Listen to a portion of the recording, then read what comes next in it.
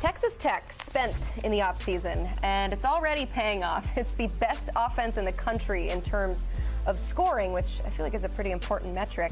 The competition, though, somewhat to thank for that, but the competition does heat up Saturday when the ranked Red Raiders face the number 14th ranked offense in the country in Utah. So to help us get ready for this big game in the Big 12, let's welcome in Tom Fornelli and Brad Crawford. Tom, I'll start with you. Give us a Texas Tech storyline that we should be watching for in this one.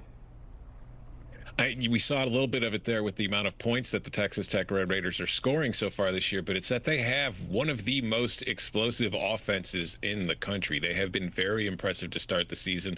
Right now, they have an explosive play rate of 20.9%, which is second in the country behind only the USC Trojans, and there are a lot of different reasons for it. This has not just been a one-dimensional offense. Behren Morton, the veteran quarterback who returned for them, has been outstanding to start the season. He's got 923 yards through 3 games, 11 touchdowns, only 1 interception, and he's completing over 70% of his passes.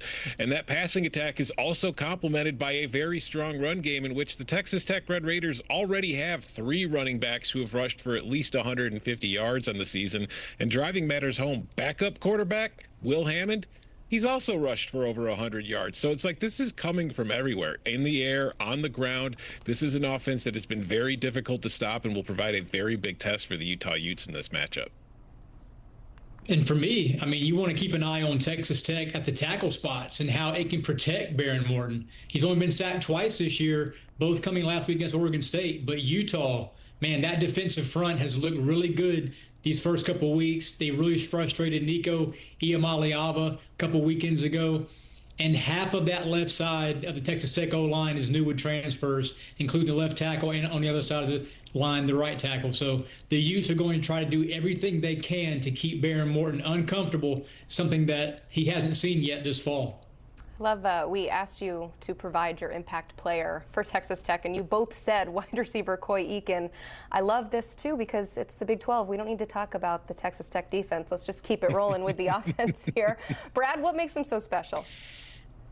I just think he's a big play waiting to happen. I mean, he's averaging 20.1 yards per catch this season. Obviously, that's a career high. Several of those have come in chunk plays. He has reached the end zone in every start thus far through week 3.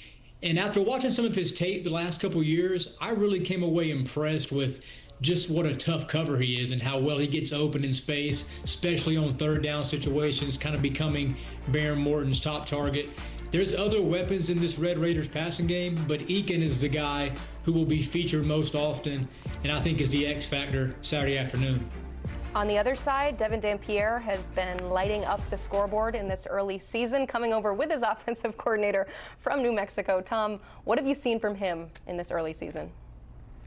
Oh, he's been everything that Utah could have dreamed of when they got him in the transfer portal with New Mexico, with, as you mentioned, their new offensive coordinator, Jason Beck. Because if you look back to Utah last year, coming into the season, they were one of the favorites, even in their first year, to win the Big 12. But an injury to Cam Rising completely derailed the offense for the rest of the year and caused them to have a very, upsetting season for what they would be expecting with the Utes, the way that this program has gone under Kyle Whittingham. So in comes Devin Dampier.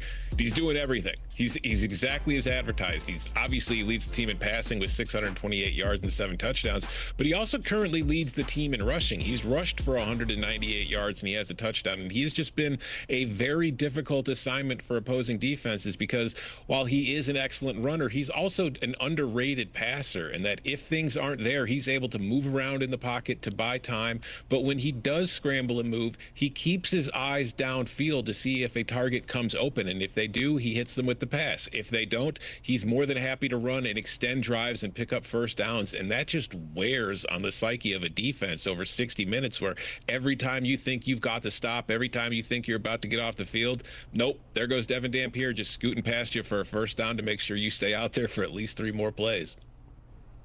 Yeah, I'm going to go back to the defensive side of the ball here. Utah secondary lost safety Rabbit Evans last week to a leg injury. He's out for the year after he missed the first 2 weeks. Got him back against Wyoming. He's a veteran presence back there. And this goes back to what I was saying earlier, Emily, about Utah's defense in this game and how it's so important. You've got to take pressure off of Utah's corners because of that pass rush up front. And if they can't get pressure on Behren and Morton, that makes the job at the back end of the defense and center field that much tougher on a few first-year guys. Texas Tech, we've said, is averaging 58 points a game, second in the country in total offense and yards per game. I don't think Utah can win a shootout if this game gets in the 40s. So pass defense is paramount, and that starts up front with the pass rush. Yeah, Tom, how can John Henry help with that?